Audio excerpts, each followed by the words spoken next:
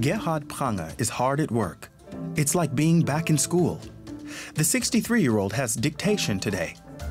Prange wants to finally be able to read street signs. It's hard for me. For decades, he hid the fact that he can't read and write. But he wants to change all that. My dream is to write my daughter a letter.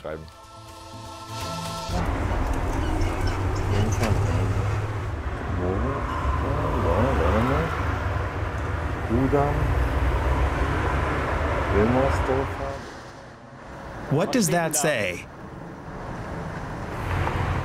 Julius Stru... The street sign up there, it's really hard. It's always difficult to read. Of course, it's different for people who can read. No, I just can't. But the numbers there, I can read them. Every Tuesday, Gerhard Prange attends literacy classes. He knows the way there by heart.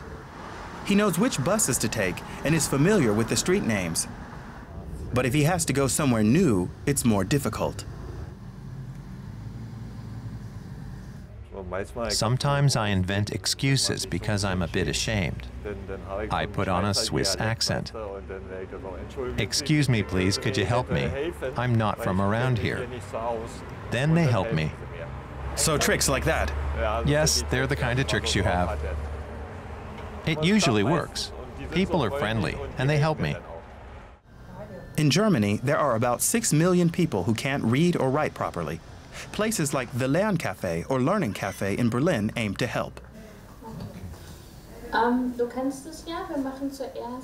You know how it works. First, I read a sentence, and then you repeat it. Then you write it down from memory. So, listen carefully.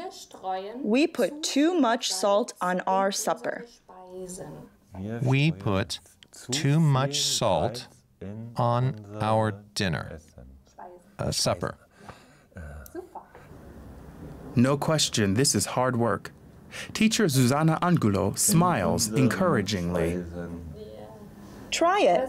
There are just 8 words. I'll help you. Don't worry. She's determined to get the most out of her students. Gerhard is roughly twice her age. We? Despite 9 years of schooling, Gerhard Prange didn't learn how to read or write. So we put.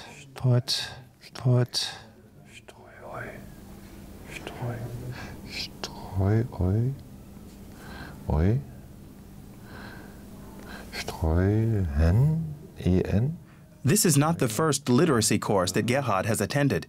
He finds it very difficult to turn the words he hears into written language. It takes more than a half hour for him to write the complete sentence in his exercise book. Supper. Period. Finished. Oh, well done. But there's one problem. The sentence is meant to be error-free. Gerhard will have to try again. I did well. Happy? Yes. Of course. I learned something. It's tiring, sure. I'm already 63, and it's really difficult to get things to stick in my head. But I enjoy it anyway. My reading has improved a little. The easy words. But I couldn't write something like disqualified. Normally, there are 6 students in this class, but none of the others wanted to be filmed. The others in the class aren't as far along as Gerhard, who says he has no problem being open about it. Many people are ashamed and don't want people who they know, or maybe their employers, to find out. Like many others with this disability, Gerhard Prange has almost always worked, mainly temporary jobs, often for years. He now has a permanent job with Kuba, a non-profit organization that seeks to provide work for people like him. Did you have a dream job? I wanted to become a bus driver. But I didn't because of the difficulties that I had with reading and writing. And then I wanted to become a plumber. And I tried to learn that trade. But I wasn't really coping with vocational training. And so after 3 or 4 months, my boss said to me that I should go back to school and learn how to read and write. Then it would be better. But then I didn't do that, of course. So I was sad that I didn't learn a trade. But things are looking up. And now? Now I collect trash, but I also enjoy that because of being outdoors and all that. And it's great at Cuba. We have a lot of freedom. It's great. He's almost the only one here who is so open about not being able to read or write. There are others who work for Cuba with similar problems. But most keep it a secret.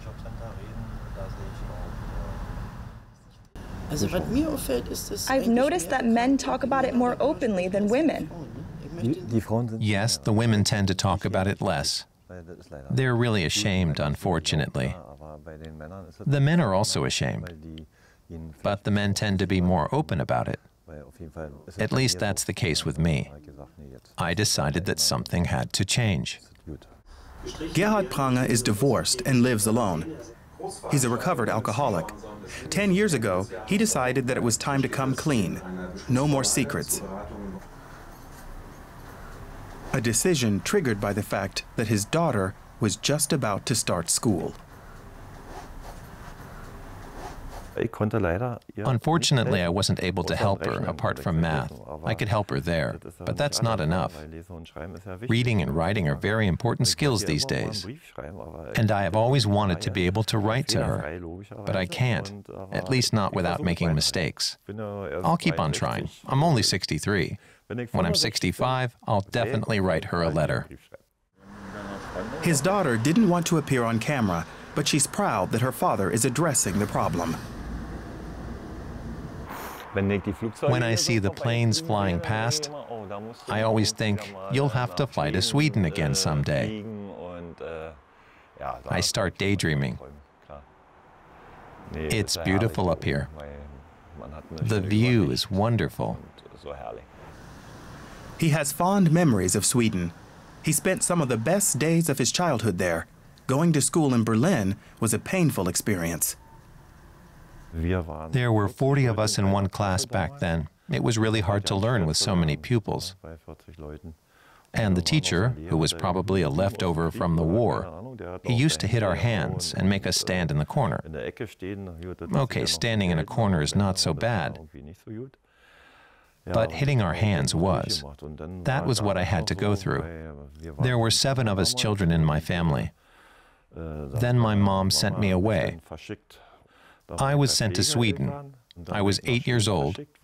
I lived with foster parents until I was 16, and all those years I was allowed to travel to Sweden summer and winter. Of course, that was good.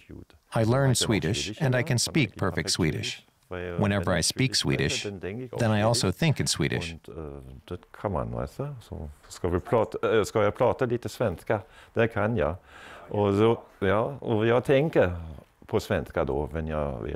That shows that you're intelligent. People who are illiterate, the ones who find reading and writing difficult, aren't stupid. They remember a lot of things. Really, they're pretty smart because they remember so much stuff. The others have to check their phones.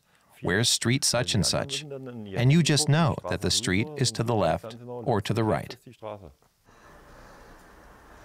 What do you do when you get mail? My girlfriend helps me out. She reads it for me. And if I have to, I go to the job center, or I call and ask. But unfortunately, she hasn't seen this letter yet. I'll have to remember to take it with me, so she can read it through. Thanks to this assistance, he has his paperwork pretty much under control these days. But before he came clean about his illiteracy, things were different. There were heaps of unopened letters. 2 boxes full, moving boxes, really big ones. There was stuff from the job center inside, from the local authorities, the youth welfare office. I didn't throw anything away. And also stuff about my pension. And bills were in there too. On top of that, Gerhard got into debt. But he's put those days behind him, and he no longer feels under pressure to conceal his disability. I used to say I'd forgotten my reading glasses, or I've got another appointment and no time to fill this out now, or I'll take it with me, things like that. Stressful? Yes, it's stressful, of course it is. You're nervous. You really need to fill out some form, and that creates stress. One thing that's really close to Gerhard Prange's heart these days is raising awareness about adult illiteracy. Today, he's in a pub garden. The mobile literacy project, the Alfa-Mobil, has a quiz for visitors. Anyone can take part, and there's a prize. So, rechnen. 6 mal 6 ist 36 und der Gerd ist so fleißig. Every year we put on 160 events like this across Germany. And one or other of you always help out a lot by approaching people on the street and telling them, hey, if like us you maybe didn't learn to read or write particularly well, then have the courage to do something about it. It's particularly important when people like Gerhard Prange are there to tell their personal stories. My daughter knows that I can't read well, and I always wanted to read her a story, but I couldn't. I'm still working on it. She's 17 now, but everything will be okay. I will read a story to her one day. Sehr schön, Gerd. Danke. Gerhard Prange knows that his life could have been very different if he had learned to read and write at school.